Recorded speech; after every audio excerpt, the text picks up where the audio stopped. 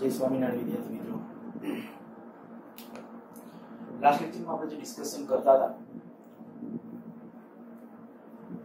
ચુંબકીય ક્ષેત્ર રેખાઓની લાક્ષણિકતા અને પદાર્થના ચુંબકત્વ કેવી રીતે ધારણ કરે છે એના માટેનું ડિસ્કશન અને ગજીય ચુંબક આટલું ડિસ્કસ કરેલું હતું। એકાદ બે બાબતો એના રિલેટેડ વધુ ચોખવટ કરીએ પછી આગળ વધીએ। માની લો કે આ ગજીય ચુંબકનો n ધ્રુવ, આ s ધ્રુવ। હવે તમને એક ખ્યાલ છે કે ભાઈ ગજીયા ચુંબકનો n અને s ધ્રુવ એટલે શું અને કેવી રીતે ઉત્પન્ન થાય છે। અંદર જે આપણે કહીએ કે જે પરમાણુ હશે એ પરમાણુની મેગ્નેટિક મોમેન્ટ હોય, બધા પરમાણુની મેગ્નેટિક મોમેન્ટ એક દિશામાં ગોઠવાય, ચુંબકીય ચાર્જમાત્રા એક દિશામાં ગોઠવાય, પરિણામે એ ચુંબકત્વ ધારણ કરે। હવે જેવી આ જે છે આના આપણે નામ આપ્યું વિદ્યુત ડાયપોલ। આવી રીતે ચુંબકીય ડાયપોલ। જો આયા હું કહું વિદ્યુત ડાયપોલમાં શું હતું યાદ કરો તો વિદ્યુત ડાયપોલમાં એક ધન વિદ્યુત ભાર અને બીજો ઋણ વિદ્યુત ભાર, બે વચ્ચેનું અંતર પરિમિત અંતર ત્યારે આપણે લેતા હતા 2a અને આની ડાયપોલ મોમેન્ટ આવતી હતી p બરાબર 2a * q। જો સદિશ સ્વરૂપે લખતા હતા તો આવી રીતે આ જે ગજીય ચુંબક છે, ગજીયા ચુંબકમાં આ n ધ્રુવ, આ s ધ્રુવ, ટૂંકમાં આપણે કહી શકીએ આ પ્લસ q ચાર્જ છે, આ પ્લસ q ઈ ચાર્જ છે, જે આપણે કહી શકીએ એક ધ્રુવ છે ને એનો ધ્રુવનો ચાર્જ, એ રીતે અહીંયા એક ધ્રુવ છે, અહીંયા જે એનું માન છે એને શના વડે દર્શાવાય છે કે ધ્રુવમાન, ચુંબકના ધ્રુવની પ્રબળતાનું માપ, ચુંબકના ધ્રુવની પ્રબળતાનું માપ, એટલે આને આપણે કહીશું ધ્રુવમાન।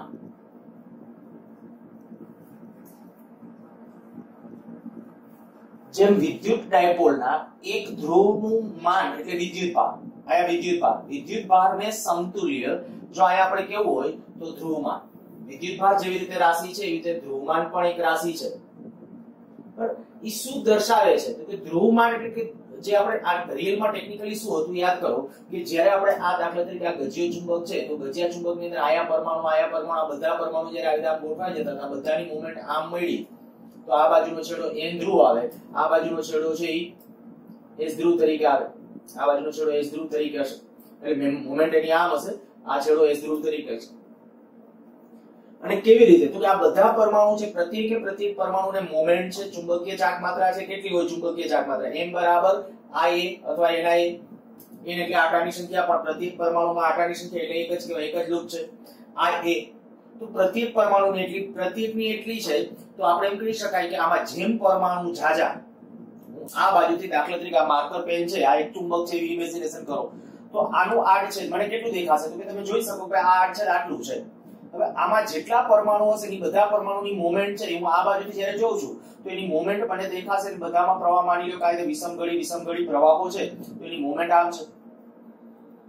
પણ આ માર્કર જાડી હોત તો તરત તમારા મનમાં કન્સેપ્ટ ક્લિયર થવો જોઈએ કે આયા વાળા પરમાણુના જે પ્રવાહ ગાળાઓ આવશે એ ઝાઝા આવશે અને પરિણામે પ્રવાહ વધી જશે, મોટો પ્રવાહ થઈ જશે। તો તમારા મનમાં ખાલી આ એક શબ્દ ધ્રુવમાન શું છે તો કે ધ્રુવમાન ક્યારે વધતું હશે તો કે ઇનડાયરેક્ટલી આ કેવું હોય ને તો એમ કહી શકાય કે આ આડછેદ પાસેના જે સળીઓ કે વાહક કે ચુંબક કે જે છે એના આડછેદ પાસેના પરમાણુની સંખ્યા જેમ જાજીને એમ એનું ધ્રુવમાન જાજુ। ધ્રુવમાનને કેની સાથે લેવા દેવા છે તો કે આડછેદના ક્ષેત્રફળ સાથે, આડછેદના ક્ષેત્રફળના સમચલનમાં હોય। ધ્રુવમાનને હું અહીંયા p વડે દર્શાવું છું, જુદી જુદી બુકોમાં એના સિમ્બોલ જુદા જુદા છે, ઘણી વખત એને qp વડે દર્શાવાય છે, ઘણી વખત qp વડે। આપણે કહીએ કે ધ્રુવમાનની સંજ્ઞા p રાખીએ છીએ તો ધ્રુવમાન p, તો p is proportional to a આવું લખાય, જ્યાં a એટલે શું આડછેદનું ક્ષેત્રફળ, આડછેદનું ક્ષેત્રફળ। અહીંયા જેમ આપણે આયા વિદ્યુત ડાયપોલ છે, વિદ્યુત ડાયપોલમાં વિદ્યુત ભાર બરાબર, આજે આપણે કે પ્લસ q વિદ્યુત ભાર એને સમતુલ્ય તમારે ગણવો હોય તો n ધ્રુવ અને માઈનસ q વિદ્યુત ભાર છે એને ગણવો હોય તો આપણે s ધ્રુવ। હવે આ એકાદ ચોખવટ સીધી આ કારણ કે આવડા લેક્ચરો દરમિયાન છે બહુ ઝડપથી જ્યારે આગળ વધતા હશો, ગમે ત્યારે હું એમ કહું કે માની લો કે આ કોઈ આ વિદ્યુત ભાર છે, આ વિદ્યુત ભાર કહું છું પ્લસ ક્યુ વિદ્યુત ભાર છે, આ મારે વિદ્યુત ક્ષેત્ર શોધવું હોય તો શું કરવાનું હતું? તો વિદ્યુત ક્ષેત્ર શોધવાનું તો આપણે એવું કહેતા કે આ એકમ ધન વિદ્યુત ભાર મૂકો તો એકમ ધન ઉપર બળ આમ લાગે એટલે આ વિદ્યુત ક્ષેત્ર આમ ગણાય.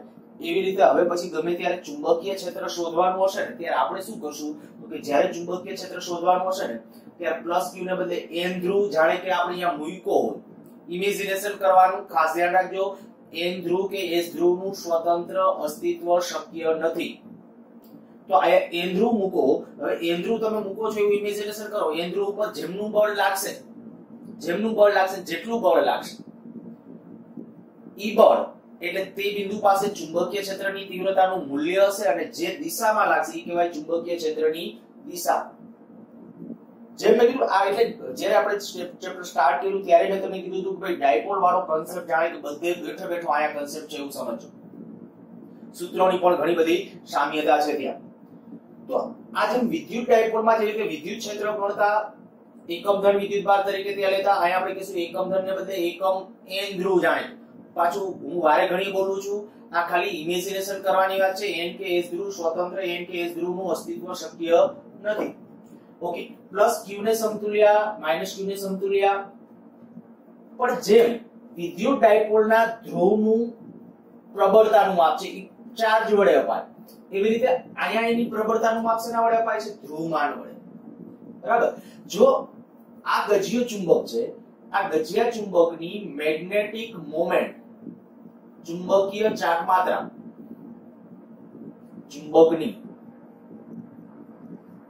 ચુંબકીય ચાકમાત્રા એમ કહો સ્મોલ. તો ચુંબકીય ચાકમાત્રા તો કે આ વિદ્યુત દ્વિધ્રુવીની ચાકમાત્રા એટલે શું? 2a q. તો આની લેન્થ છે ને જનરલી આપણે 2l લેશું અને એના ધ્રુવમાનને શેના વડે દર્શાવવાનું કીધું? p વડે. તો લખું છું 2l p. જુદી જુદી બુકોમાં ધ્રુવમાનની સંજ્ઞા જુદી જુદી તમને જોવા મળી શકે. બરાબર. અત્યારે આપણે કહીએ કે બાર મેગ્નેટ છે, ગજ્ય ચુંબક એટલે બાર મેગ્નેટ. ગજ્ય ચુંબક એટલે બીજી રીતે કહું તો બાર મેગ્નેટ. તો જો બાર મેગ્નેટ માટે લખો તો આમ PB પણ લખાય છે બાર મેગ્નેટ માટે. તો PB is proportional to N. અને જો વેક્ટર ફોર્મમાં લખું તો આ રીતે આમ લખશું. આ થઈ જશે એની ચુંબકીય ચાકમાત્રા. અચ્છા, ચુંબકીય ચાકમાત્રાનો એકમ તમને ખબર છે? શું હતું ચુંબકીય ચાકમાત્રા? Ampere metre square. આનો એકમ જો તમને ખબર હોય તો PB નો એકમ શું થાય? આ L ના આને એકમ વડે ભાગી નાખો તો એમ્પિયર, આનો એમ્પિયર ઇન્ટુ મીટર સ્ક્વેર. એક મીટર કેન્સલ થશે, એમ્પિયર ઇન્ટુ મીટર. ધ્રુવમાનનો એકમ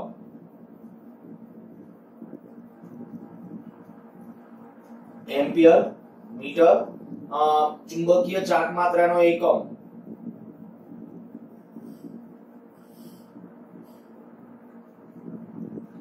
એમ્પિયર ઇન્ટુ મીટર સ્ક્વેર છે.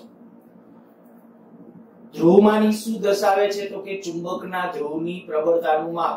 કેવી રીતે આધારિત છે? તો આપણે કહી શકાય PB is proportional to A. જો આયા હું અત્યારે આ પરિસ્થિતિ કે તો આયા ક્ષેત્રફળ હોય, ક્ષેત્રફળ ગુણ્યા લંબાઈ કરીએ તો શું મળી જાય? કદ મળી જાય. તો મારા આયા કેવું તો કહી શકાય કે MCQ માટે આપણે આમ પણ યાદ રાખીએ, M is proportional to V. V એટલે કદ, જે આ V કદ. આ એ આ ક્ષેત્રફળ હતું, એવી રીતે M છે એ શું થઈ જશે? કદ. ધ્યાન રાખજો, આપણે જે MCQ સોલ્વ કરવા માટે જવું છે એના માટે આ બધા ડેટા લખું છું. બરાબર. હવે M બરાબર 2L P. જ્યાં P એટલે શું? ધ્રુવમાન. ધ્રુવમાન શું દર્શાવે છે? તો કે ધ્રુવની પ્રબળતાનું માપ. ધ્રુવની પ્રબળતાનું માપ એટલે શું? તો મેં કીધું આડછેદ પાસે રહેલા જાણે કે પરમાણુની સંખ્યા.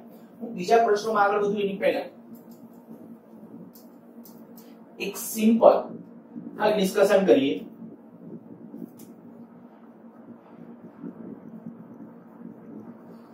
એક ગજિયા ચુંબક ના પેલું લંબાઈને લંબ, બીજું લંબાઈને સમાંતર,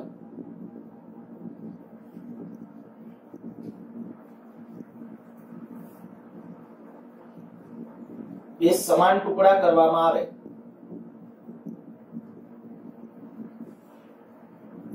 તો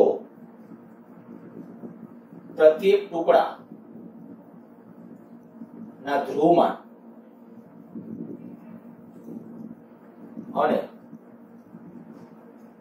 ચુંબકીય ચાક માત્રા કેટલી થશે? બહુ સિમ્પલ અને સરળ ક્વેશ્ચન. ગજિયો ચુંબક છે. ગજિયા ચુંબકના લંબાઈને લંબ અને લંબાઈને સમાંતર, પહેલા લંબાઈને લંબ પછી લંબાઈને સમાંતર બે ટુકડા કરવામાં આવે છે. બે એકી આરે નહીં પાછું, આ તો બે પ્રશ્નો પૂછાય. ટુકડા કરવામાં આવે તો પ્રત્યેક ટુકડાના ધ્રુવમાન અને ચુંબકીય ચાક માત્રા કેટલી? માની લો કે આપણો આ ગજિયો ચુંબક છે. લંબાઈને લંબ એટલે આમ થશે. જો પાછળ એકાદ બે સમાન ટુકડા કરવામાં આવે, બે ટુકડા સમાન દેખાવા જોઈએ. તો અહીંયા જે આપણે કહીએ આનું ધ્રુવમાન p, આનું ધ્રુવમાન p અથવા pb હતું. લેન્થ દાખલા તરીકે 2l હતી. આ લેન્થ 2l હતી.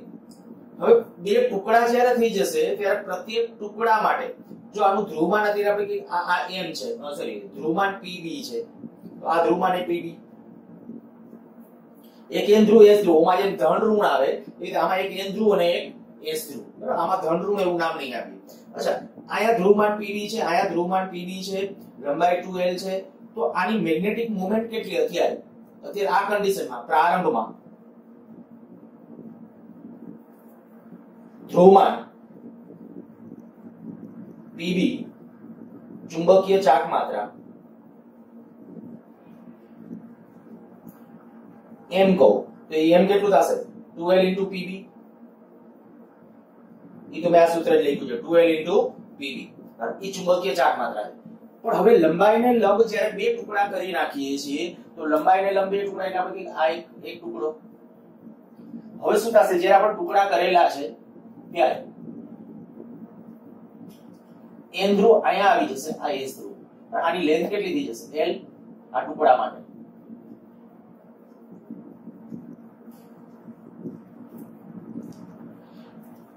વિચારો કે આની ધ્રુવમાન બદલાશે. આ ધ્રુવમાન pb છે, આ ધ્રુવમાન pb છે. હમણાં મેં કીધું ધ્રુવમાન શું છે? તો કે ધ્રુવની પ્રબળતાનું માપ. એટલે શું છે? તો કે એટલે આપણે એવું કીધું કે ભાઈ જે આ તમે આમ આઠ છે તે આમ લંબ રૂપે જુઓ છો, તમને જે પરમાણુ ગાળાઓ દેખાય છે, તો પ્રવાહ ગાળાઓ જે દેખાય છે એની સંખ્યામાં કઈ ફેરફાર થશે? અહીંથી આમ કાપો તો અહીંયા દેખાવામાં કોઈ ફેર પડે નહીં. પરિણામે એનું ધ્રુવમાન બદલાતું નથી. ધ્રુવમાન આપણે કહીશું pb છે. તો નવું ધ્રુવમાન અથવા ટુકડા માટે ધ્રુવમાન pb ચુંબકીય ચાક માત્રા.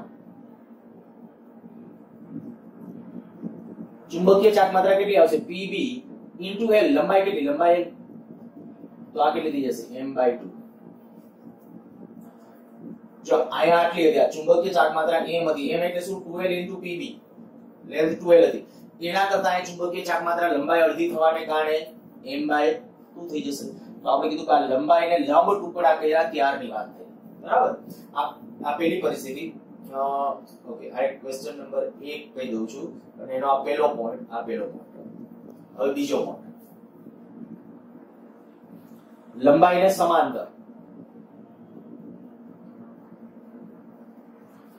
આ લંબાઈ છે, આ ટૂંકમાં આપણો ગજિયો ચુંબક, એની લંબાઈને સમાંતર એટલે આમ બે સમાન ટુકડા. ઓકે, આની લેન્થ 2l, ધ્રુવમાન pb એટલે પ્રારંભિક મેગ્નેટિક મોમેન્ટ તો આ જ આવશે, એમાં કોઈ ચેન્જ નહીં. પ્રારંભમાં ધ્રુવમાન આ ચુંબકીય ચાક માત્રા આ જ છે. પણ હવે ટુકડા માટે જો ટુકડા કરી નાખશું તો આ રીતે આમ પટ્ટી હવે તૈયાર થઈ ગઈ. લેન્થ કેટલી? તો કે લેન્થ તો 2l ના 2l, લેન્થ નહીં બદલાય. લેન્થ 2l એમ નામ. આનું ધ્રુવમાન તો કે ધ્રુવમાન હવે બદલાઈ જશે, pb/2 હાફ થઈ જશે. કેમ ખબર પડી? તો કે દેખીતી વાત છે, જાણે કે આ ગજિયો ચુંબક છે, આ ગજિયો ચુંબક, તો લંબાઈને સમાંતર એટલે આમ ચીરી નાખો, તમે આમ કાપી નાખો છો, તો એ સ્થિતિમાં તમને જેવડા પરમાણુના પ્રવાહ ગાળાઓ હતા એ અડધા થઈ જશે, બેમાં અડધા અડધા, અને પરિણામે આપણે ધ્રુવની પ્રબળતા ઘટી જશે. પેલા મેગ્નેટિક મોમેન્ટ જાજી હતી કારણ કે જાજા પર પ્રવાહગાળાઓ હતા. હવે પ્રવાહગાળાઓ ઘટ્યા એટલે મેગ્નેટિક મોમેન્ટ ઘટશે, એની ચુંબકીય ચાક માત્રા ઘટશે. એટલે આપણે કહી શકીએ કે કેના કારણે ઘટશે તો કે ધ્રુવ એનું માન ઘટશે. એટલે ધ્રુવની પ્રબળતાનું માપ ઘટવાને કારણે એ ઘટશે.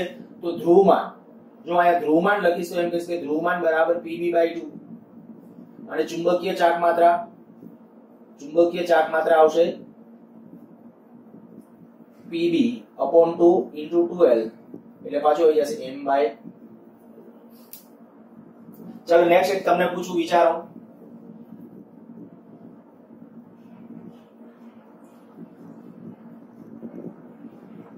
ગજિયા ચુંબકના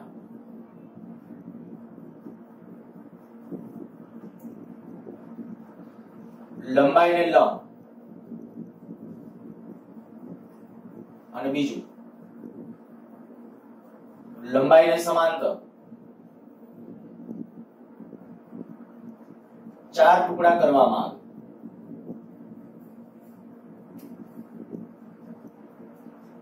તો પ્રત્યેક ટુકડા માટે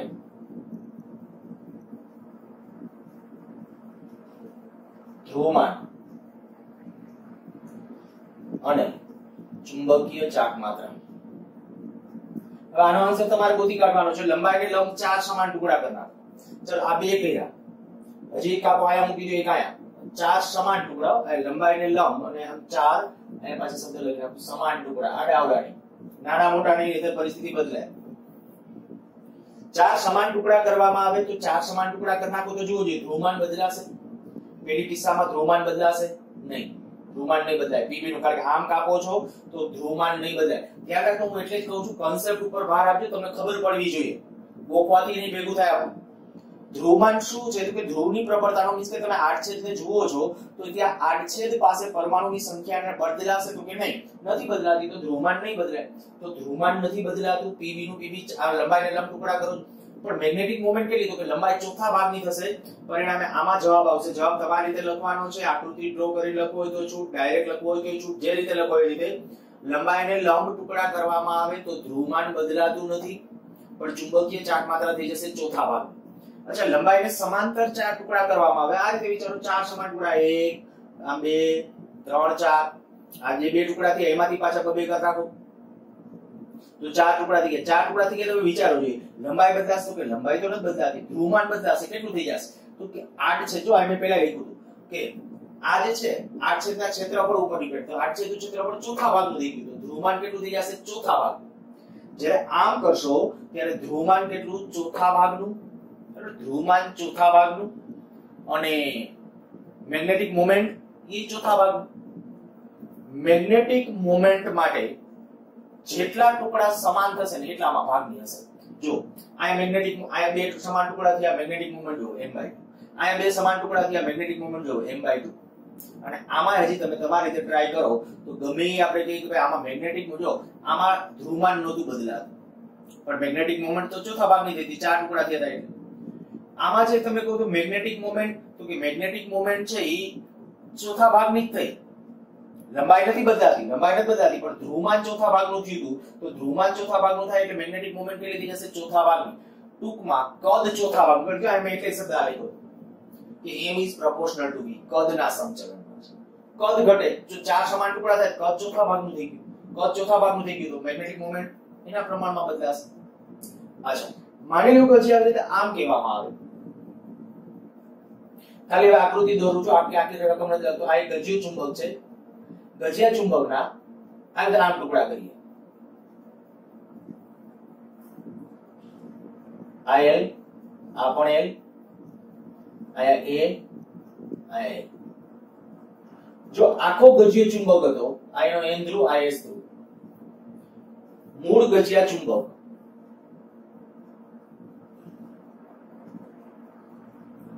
નું ધ્રુવમાન P અને મોમેન્ટ એટલે મેગ્નેટિક મોમેન્ટ સમજો, મોમેન્ટ m હોય તો પ્રત્યેક ટુકડા માટે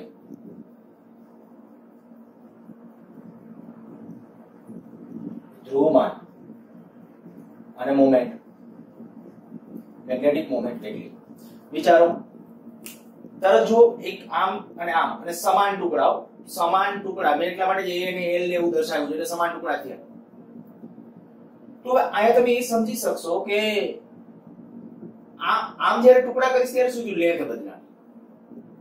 જો મેગ્નેટિક મોમેન્ટ નો મારે આન્સર આપવો ને તો સીધો 4 સમાન ટુકડા થયા, ચોથા ભાગ. મેગ્નેટિક મોમેન્ટ આવશે ચોથા ભાગ. ધ્રુવમાન કેટલું? તો ધ્રુવમાન જે આવશે આનું ધ્રુવમાન. તો ધ્રુવમાન માટે આપણે કહી શકાય કે અહીંયા જો બે ભાગ પડે છે, એના આડછેદ કેટલું અડધું થયું, તો ધ્રુવમાન આવશે pb/2. ધ્રુવમાન કેટલું થઈ જશે? pb/2, હાફ થઈ જશે. ટૂંકમાં ધ્રુવમાન હાફ થઈ જશે અને મેગ્નેટિક મોમેન્ટ કેટલી થઈ જશે? ચોથા ભાગની. યાદ રાખજો. આ એક ક્વેશ્ચન તમને પૂછું છું, આન્સર તમારી રીતે વિચારજો. મળી જાય આન્સર કે જોયા સિવાય તો કમેન્ટ બોક્સમાં લખજો. પ્રશ્ન કહું છું, માની લો કે એક મેગ્નેટિક શીટ છે, ચુંબકીય શીટ, ચોરસ IL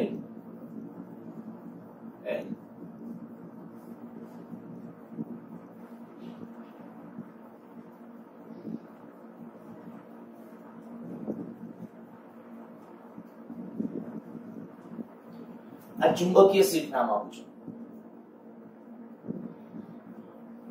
ચોરસ ચુંબકીય શીટ માંથી n સમાન ચોરસ ટુકડા કરવામાં આવે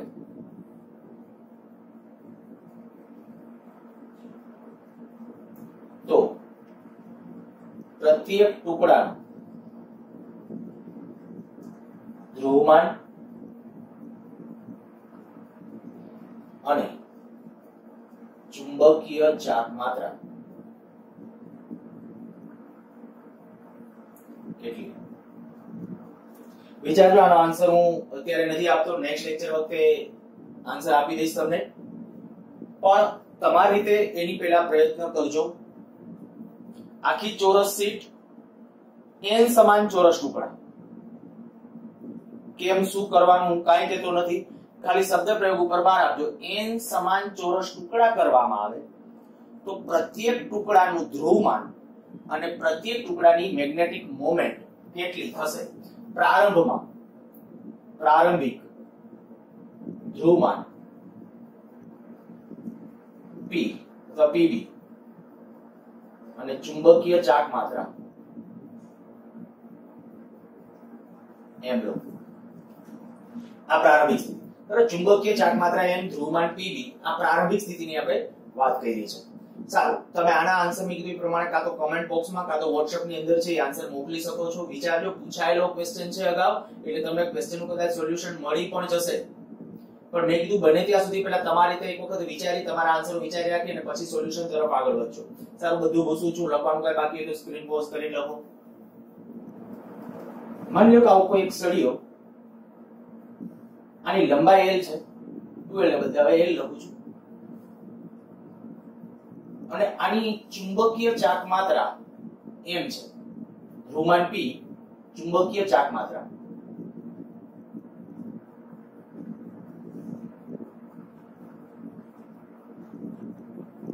m, p into l. ધ્યાન રાખજો, ચુંબકીય ચાક માત્રા એટલે શું? તો ધ્રુવમાન ગુણ્યા લંબાઈ. એક ઘણી બુકોની અંદર આવો ઉલ્લેખ છે. આ ગજિયો ચુંબક હોય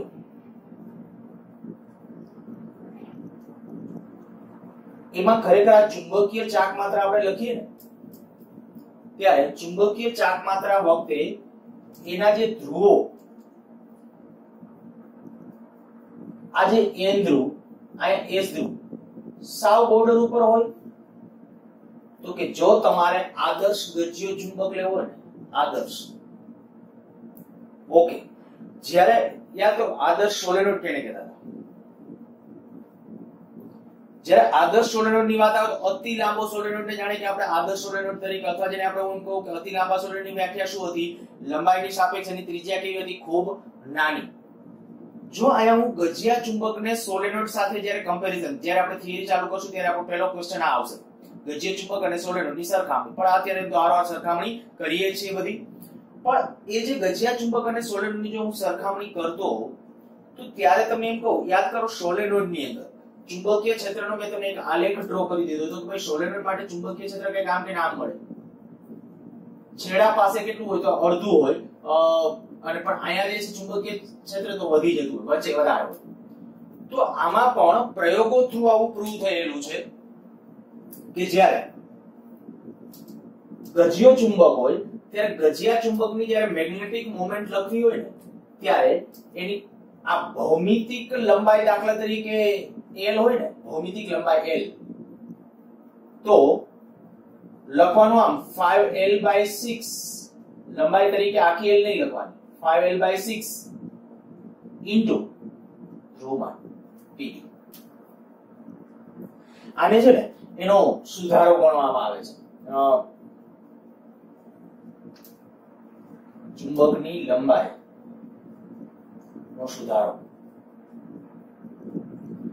ઘણી બુકોની અંદર આવો ઉલ્લેખ છે, એટલે કદાચ તમે નીટ અને જી વાળા બાળકો છે એ જ્યારે આનું સોલ્યુશન અથવા આવા પ્રશ્નો સોલ્વ કરતા હશો ત્યારે કદાચ આવું આવે તો સીધું એનું માત્ર રીઝન કદાચ આપણે એમ કહીએ ને કે મારે ખરેખર જો ચુંબકને એક્ઝેક્ટલી આપણા સોલેનોઇડની સાથે વર્તણૂક બિહેવિયરની જેમ લેવો હોય તો આમાં જેમ સોલેનોઇડમાં આપણે ડિસ્કસ કર્યું હતું કે એની ચુંબકીય છેડા પાસે ચુંબકીય ક્ષેત્ર છે એ વચ્ચેના વિસ્તાર જેટલું ન હોય, એવી રીતે આમાં જ્યારે ખરેખર આદર્શ વચ્ચે ખરેખર શું હોય કે પરમાણુની મેગ્નેટિક મોમેન્ટ અંદરો અંદર વચ્ચે નાબૂદ થતી હોય, પણ જેમ જેમ તમે છેડા પાસે આવતા જાવ ને એમાં એક્ઝેક્ટલી નાબૂદ ન થાય. હવે એક્ઝેક્ટલી તમને સોલેનોઇડ સમજાયેલો હશે એટલે ઓકે, બધું એમનો ખ્યાલ આવી જશે.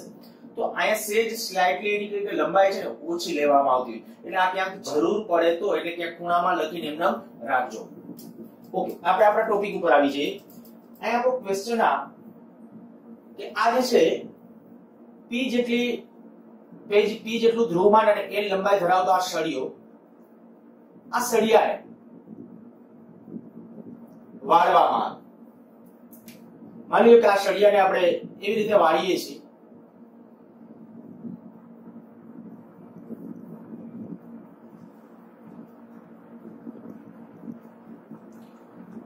વર્તુળાકાર ચાપના સ્વરૂપમાં વાળીએ છીએ.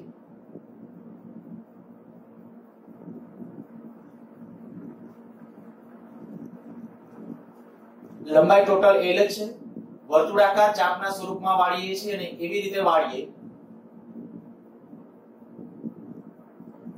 કે જેથી આ ચાપ એના કેન્દ્ર પાસે કંઈક 120 કા 60 એ કામ કરીએ. ચાલો વ્યાપક રીતે ચાલીએ અને થીટા કોણ બનાવે, આ થીટા. શું કહ્યું? માની લો કે ગજિયો ચુંબક જ છે આપણો, પહેલો છે એ ગજિયો ચુંબક છે અને ગજિયા ચુંબકને આપણે આ રીતે આમ વાળીએ છીએ. ગજિયા ચુંબકને આ રીતે આમ વાળીએ છીએ અને એવી રીતે વાળ્યો કે વર્તુળની ચાપ જે બને એની કેન્દ્ર પાસે કેટલો કોણ બનાવે? થીટા. હવે આપણને એક્ઝામમાં પૂછાય છે કેવા પૂછાય? 120 નો કોણ બનાવે, 90 નો કોણ બનાવે, 45 નો કોણ બનાવે, આવા પૂછાય છે.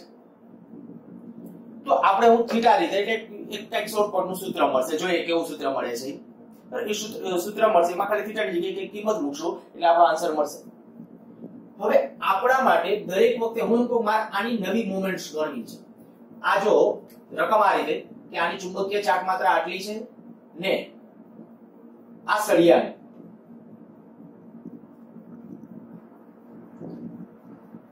આકૃતિમાં દર્શાવ્યા અનુસાર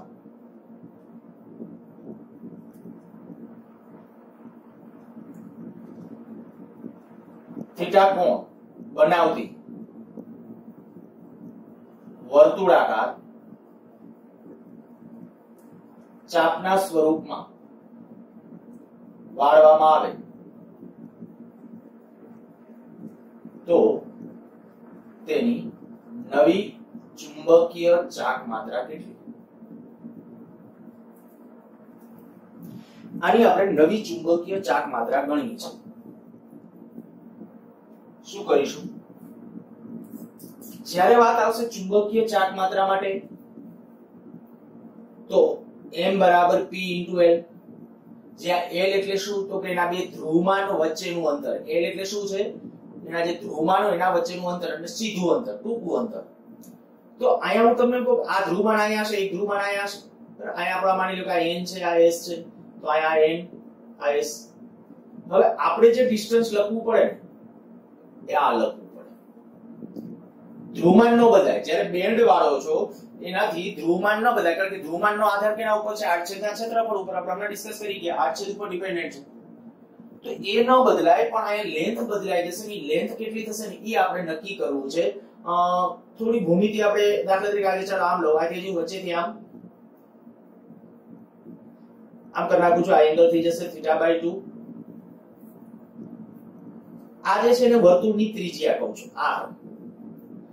r નો આ બાજુનો ઘટક એટલે r cos θ આપણને એમાં રસ નથી, આપણે આ જોઈએ છે. આટલું આ માપ x કહું, આ x. તો આકૃતિ પરથી x બરાબર કેટલો આવશે? આ r છે, r નો આ બાજુનો ઘટક એટલે cos કીધું, r cos, અને આ બાજુનો ઘટક આવશે એ કયો આવશે? r sin. તો r sin θ/2. x બરાબર આવ્યું r sin θ/2. અચ્છા, આપણે તો 2x છે, માટે નવી ચુંબકીય ચાક માત્રા, નવી ચુંબકીય ચાક માત્રા,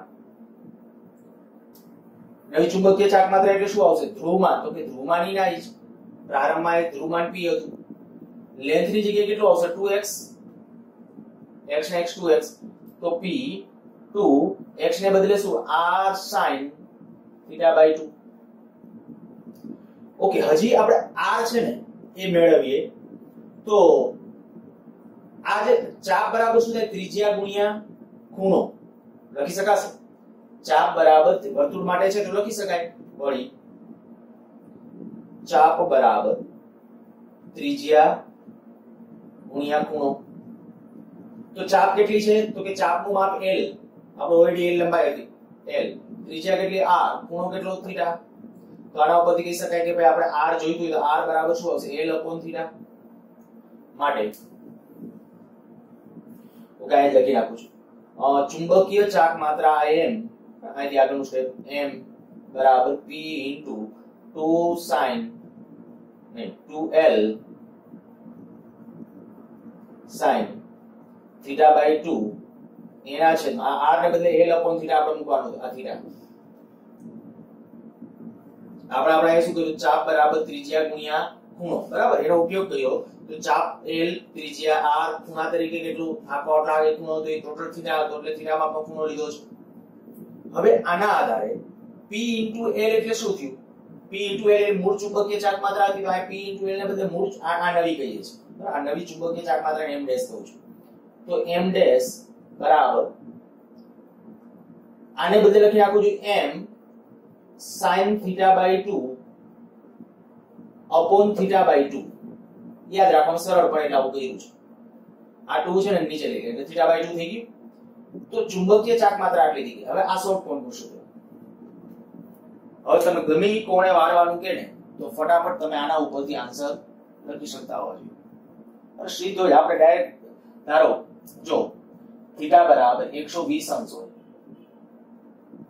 તો θ બરાબર કેટલું થયું? રેડિયનમાં જવું હોય તો રેડિયનમાં આપણને ખબર છે કે આ 2π/3 કહેવાય રેડિયન માત્રામાં. ન ખબર હોય ધ્યાન રાખજો, પાઈ ના છેદમાં 180 વડે ગુણાકાર કરી નાખો એટલે સીધો આપણને આન્સર મળે. θ બરાબર 2π/3 રેડિયન. અચ્છા, ચાલો આની અંદર કિંમત મૂકો તો નવી ચુંબકીય ચાક માત્રા m' બરાબર કેટલું આવશે? m sin θ/2. θ એટલે અહીંયા 60 થઈ જશે ને, તો બરાબર. અહીંયા તો તમે અંશમાં લખો ચાલે, sin માં, પણ અહીંયા ફરજિયાત તમારે કઈ રીતે લખવું પડશે? 2π/3. sin 60 ની કિંમત કેટલી? sin 60 √3/2. આ m sin 60 એટલે √3/2 2π/3. અચ્છા, આપણે θ/2 ની વેલ્યુ મૂકવાની હતી એટલે અહીંયા એક આપણે ભૂલ થઈ ગઈ કહેવાય.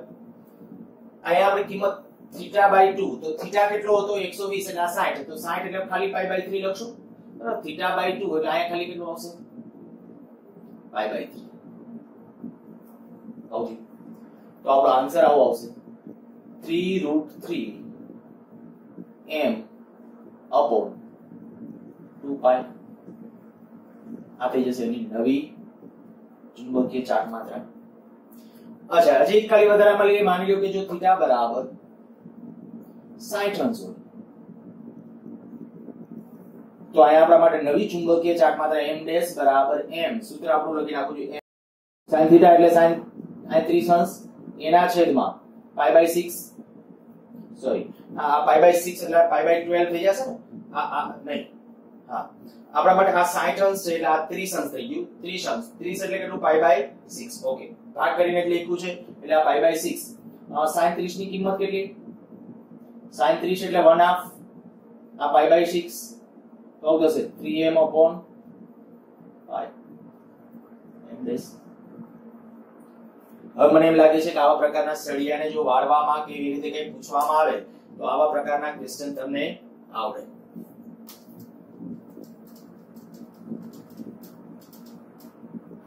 અચ્છા આને આપણે આવી રીતે આમ સ્મૂથ વાળ્યું એને બદલે 7 રીતે વાળી નાખીએ મીન્સ કે આવી રીતે આ જે છે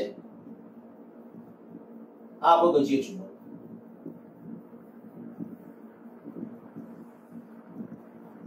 આ n ધ્રુવ આ s ધ્રુવ આ માપ છે l જ રાખીએ આ l આનો ધ્રુવમાન pb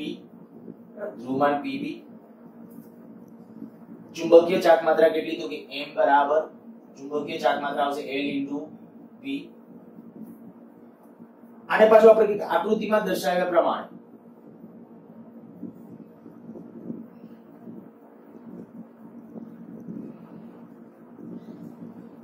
વાળવામાં આવે તો તેની નવી ચુંબકીય ચાર્જ માત્રા કેટલી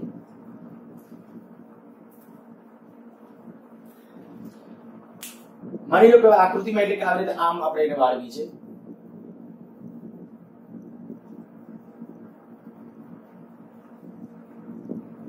બરાબર વચ્ચેથી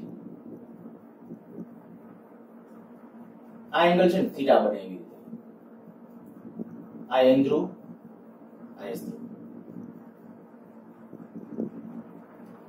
બરાબર આકૃતિમાં દર્શાવ્યા પ્રમાણે આ બરાબર વચ્ચેથી વાળવાની વાત છે ધ્યાન રાખજો વાળવામાં આવે ઓકે પણ ક્યાંથી વાળવાનું છે બરાબર વચ્ચેથી જો બરાબર વચ્ચેથી આ રીતે આમ વાળી નાખીએ તો હવે આની મારે નવી મેગ્નેટિક મોમેન્ટ આનું સૂત્ર જ મેળવીએ એટલે મેં કોણ થીટા લીધો છે ચાલો તો આને વચ્ચેથી જ્યારે વાળું છું ધ્રુવમાન નથી બદલાવાનું ધ્રુવમાન અહીંયા કહીએ તો ધ્રુવમાન p નું p જશે અહીંયા ધ્રુવમાન p જશે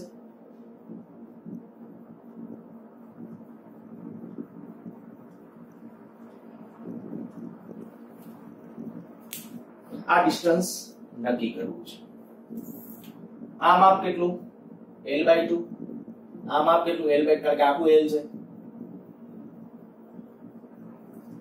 અચ્છા l/2 નો આ બાજુનો ઘટક એટલે l/2 cos θ આ ઘટક કેટલો થશે l/2 sin θ આમ આપ x કહું તો આકૃતિ પરથી x બરાબર કેટલો આવશે l/2 sin θ નહીં sin θ/2 કારણ કે આટલો કોણ આખો ટોટલ એંગલ θ હતો તો આ એંગલ કેટલો θ/2 ધ્યાન રાખજો જરા કેલ્ક્યુલેશનમાં ક્યાંય ભૂલ થાય તો પાછા મોડિફિકેશન કરજો આપણે જે કર્યું છે મારા x જોઈતું તો x બરાબર શું કીધું l/2 sin θ/2 કેવી રીતે આટલું માપ કેટલું થાય l/2 કારણ કે આખો આ l હતો એમાંથી વચ્ચેથી બેન્ડ કર્યો છે એટલે આ l/2 આખો આટલો એંગલ θ હતો તો અડધો એંગલ થશે θ/2 તો l/2 નો આ બાજુનો ઘટક થયો l/2 cos અને આ થયો l/2 sin એટલે x બરાબર આપણા પાસે આવી ગયું તો આપણે આ જે ડિસ્ટન્સ છે e2x તો નવી ચુંબકીય ચાર્જ માત્રા માટે m ડેશ બરાબર ધ્રુવમાન કેટલું p ગુણ્યા ડિસ્ટન્સ 2x તો ધ્રુવમાન p આ x ને બદલે કેટલું લખશો x ને બદલે 2 આ 2 આમ અહીં ડાયરેક્ટ લખી નાખું ચાલો 2 l/2 sin θ/2 શું કર્યું છે ખાલી x બરાબર l/2 sin θ/2 2 કેન્સલ આઉટ થશે pl sin θ/2 તો આવશે m sin θ/2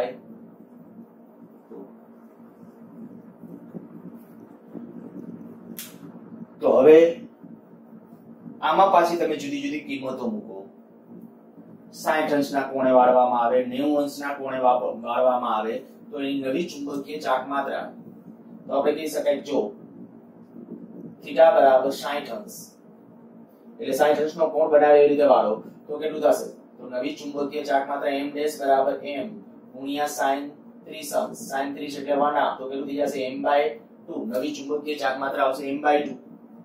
જો થીટા બરાબર 120 અંશ લ્યો તો m ડેશ બરાબર m sin 60 અંશ અહીંયા થઈ જશે તો √3 m upon.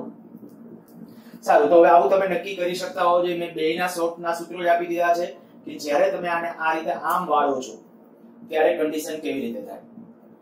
આગલા ચેપ્ટર વખતે મને કેટલાક વિદ્યાર્થીઓ છે આવું પણ પૂછતા હતા કે સળિયો છે, સળિયાને આ રીતે અર્ધવર્તુળાકાર વાળવામાં આવે કે આખી રીતે વાળવામાં આવે. તો હવે એના બધાના જવાબ આમાં છે.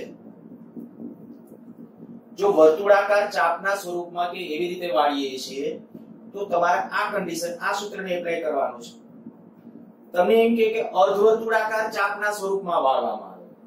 ધ્યાન રાખજો, જો આ બધા પ્રશ્નો આ બને ત્યાં સુધી મારી ઈચ્છા એવી હોય છે કે તમને કન્સેપ્ટ આવડે, પણ પ્રશ્નો તમારે સોલ્વ કરવાના છે. તો હવે અર્ધવર્તુળાકાર ચાપ હોય કે 45 ની ચાપ હોય કે પછી આખી આ વર્તુળાકાર ચાપના સ્વરૂપમાં વાળી દીધું હોય, આપણા પાસે જો આ પરિસ્થિતિ જોઈતી હોય ચુંબકીય ચાક માત્રાના સંદર્ભમાં તો હવે તમારા પાસે આ વ્યાપક સૂત્ર થઈ ગયું, 100 કોટનું સૂત્ર, અને એનો ઉપયોગ કરી શકો.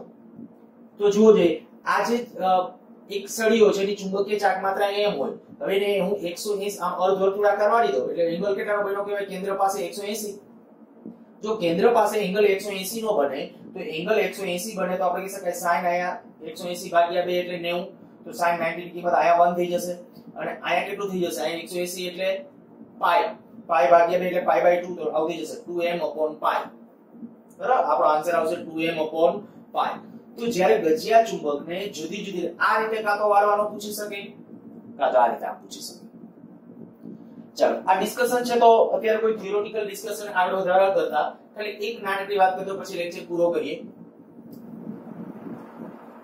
m જેટલી ચુંબકીય ચાક માત્રા ધરાવતા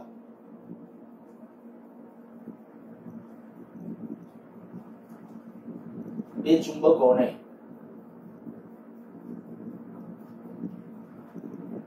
આકૃતિમાં દર્શાવ્યા પ્રમાણે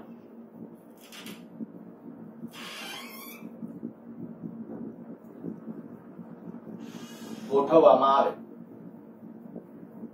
તો દરેક ગોઠવણમાં પરિણામી ચુંબકીય ચાક માત્રા કેટલી થશે? ખાલી વેક્ટર બીજગણિત છે, બે સદિશોના જે રીતે આપણે પરિણામી ગણતા હોય એની જેમ. તો અહીંયા જ્યારે માની લો કે આ એક ગજિયો ચુંબક, આ એનો n ધ્રુવ છે, આ s ધ્રુવ છે, આ બીજો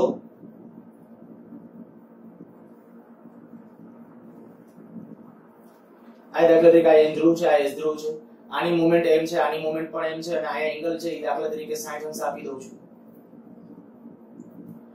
હવે આપણે શું કરશું? આ 60 અંશનો એંગલ આપ્યો છે, બે મેગ્નેટિક મોમેન્ટ તો કે બે સદિશો, બે ચુંબકીય ચાક માત્રા સદિશ રાશિ છે, બે વેક્ટરનો પરિણામી મેળવવાનો છે. પણ એક વસ્તુનું ધ્યાન રાખજો, જેવી રીતે વિદ્યુત ડાયપોલ મોમેન્ટ હોય, વિદ્યુત ડાયપોલ મોમેન્ટ એની દિશા કેમની લેવાય? ઋણ વિદ્યુત ભારથી ધન વિદ્યુત ભાર તરફ. એવી રીતે અહીંયા s થી n તરફ ચુંબકીય ચાક માત્રાની દિશા n થી s તરફ હોય. એટલે ધ્યાન રાખજો કે આ પરિસ્થિતિ આપેલી આકૃતિ ચાલો તો આની ચુંબકીય ચાક આ રકમમાં આટલું જ આપ્યું છે.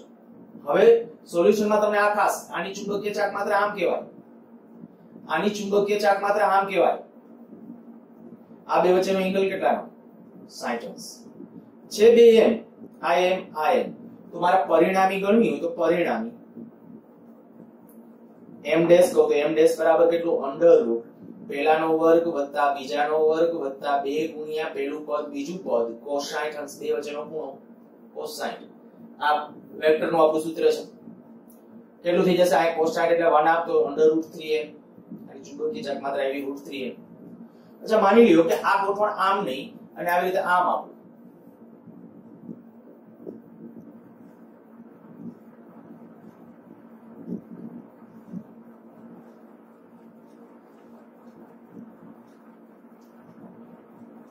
n s n s બધાની ચુંબકીય ચાક માત્રા મેં કીધું છે m જેટલી સમાન ચુંબકીય ચાક માત્રા ધરાવતા બે ગચિયા ચુંબકો બેની ચુંબકીય ચાક માત્રા m જેટલી સરખી છે अच्छा આની ચુંબકીય ચાક માત્રા કેમની આવશે આ બાજુ s થી n એટલે આ બાજુ આની કેમની આવશે આ બાજુ આવશે તો પરિણામી ચુંબકીય ચાક માત્રા √2m અહીંયા હું ડાયરેક્ટ લખી નાખું m ડેશ બરાબર કેટલું √2m अच्छा માની લ્યો કે આવી રીતે આમ લઈએ ત્રીજો મુદ્દો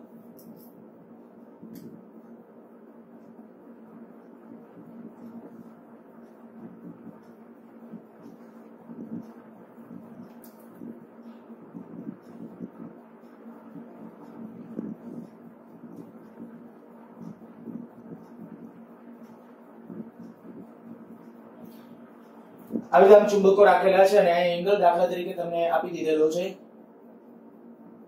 આ બે ચુંબકો વચ્ચેનો 120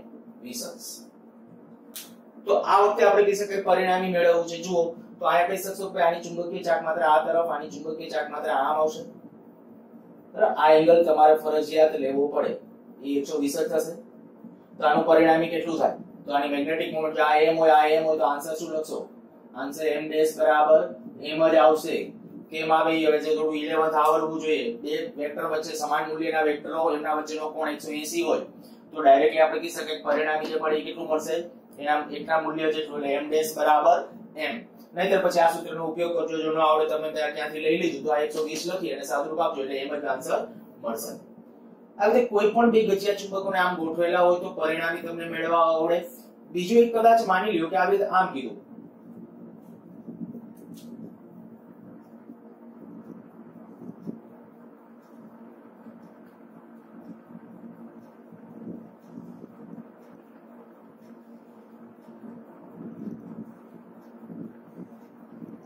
સમબાજુ ત્રિકોણ બનાવી તો આ n s n s s n આ બધાની ચુંબકીય ચાક માત્રા સરખી છે તો નેટ પરિણામી ચુંબકીય ચાક માત્રાનું મૂલ્ય નક્કી કરવું છે બહુ સિમ્પલ બીજગણિત બીજું કંઈ નહીં તો જો બધાની ચુંબકીય ચાક માત્રાની દિશા આની ચુંબકીય ચાક માત્રાની દિશા આમ આવશે આની ચુંબકીય ચાક માત્રાની દિશા આમ આવશે અને આની આમ આવશે હવે શું કરશો તો કે જ્યારે પરિણામી તમારે મેળવવાનું હોય બધાનું તો યાદ કરો ત્રિકોણની રીત સબાચકોની રીત કોઈ પણ રીત ચાલે તો ત્રિકોણની કે સબાચકોની રીત પ્રમાણે તમારે શું કરવું પડે કે આવું કરું આ બેનું પરિણામી મેળવું એનું ત્રીજા સાથે પરિણામી મેળવું એવું નથી કરવું તો આપણે કહી શકીએ આ પહેલો વેક્ટર આ બીજો વેક્ટર અને આ ત્રીજો વેક્ટર ત્રણે ત્રણ વારાફરતી દર્શાવતા આવો તો આ અહીંયા અત્યારે આપણે એમ કહી શકાય કે આ પહેલો વેક્ટર દાખલા તરીકે અહીંયા પૂરો બીજો વેક્ટર ત્યાંથી ચાલુ કરો આ બીજો વેક્ટર અહીંથી આમ ચાલુ કરું ત્રીજો વેક્ટર અહીંયાથી આમ તો ઓલો પરિણામી જે આવશે એ આપણું મૂલ્ય થઈ જશે પણ સિમ્પલ તમને અત્યારે આ લાગશે અત્યારે આપણે એમ કહીએ કે ભાઈ આ બેનું પરિણામી જે આવશે બરાબર વચ્ચે આમ આવશે કેટલું આવશે √2m ખ્યાલ આવી જાય છે બરાબર આ બેનું પરિણામી જો આને હું m1 કહું m2 કહું તો m1 અને m2 √2m નહીં √3m m1 અને m2 નું પરિણામી m ડેશ કહીએ કયો આ m1 અને m2 એટલે છે એ mm જ છે પણ એંગલ કેટલાનો સમબાજુ ત્રિકોણ છે તો 60 અંશ બરાબર આ એંગલ 60 અંશ હવે બે વચ્ચેનો એંગલ જો 60 અંશ હોય તો આપણે ગણ્યું હતું √3m તો આનો m ડેશ બરાબર કેટલો આવ્યો √3m અને એની દિશા કઈ હશે એક્ઝેક્ટ આ ઈ √3m અને આ બે કેવા હશે પરસ્પર લંબ એટલે બાકીની ગણતરી જો તંત્ર માટે પરિણામી મોમેન્ટ m ડેશ હોય m ડબલ ડેશ કહીએ તો m ડબલ ડેશ બરાબર વર્ગમૂળમાં m square plus m dash square બસ હવે સાદું તમારી રીતે આપી દેજો આ મેં કીધું આની મેગ્નેટિક મોમેન્ટ આમ છે ઓની બેની પરિણામી આમ આવી m ડેશ ધારી છે એટલે m ડેશ બરાબર આ વચ્ચે ના આવી જાય આનો ભાગ છે આનો આ m ડેશ બરાબર કેટલું √3m આ √3 એટલે આ બેનું પરિણામી એક્ઝેક્ટ આમ થશે, એ એક્ઝેક્ટ આ બાજુ છે ને આ, તો એનું પરિણામી તમે મેળવી શકો. તો આવી રીતે કોઈ પણ કદાચ આડાઅવડા આમ ગમે એમ ચુંબકોને ગોઠવા હોય તો એની પરિણામી મોમેન્ટ તમને મેળવતા આવડવી જોઈએ. આ જ હકીકતનો ઉપયોગ પાછા હવે આગળના એટલે કે આના રિલેટેડ આની સાથે કોમ્બિનેશન ધરાવતા પ્રશ્નો સોલ્વ કરવા માટે નેક્સ્ટ લેક્ચરમાં આપણે જ્યારે થિયરી ચલાવશું પછી પાછો છે એ આમાંના કન્સેપ્ટનો આપણે ઉપયોગ કરશું. ખાસ ધ્યાન રાખજો, આજનો આમ લેક્ચર આખો જોવા જાવ તો પાછો MCQ બેઝ છે એટલે ખૂબ સરસ છે.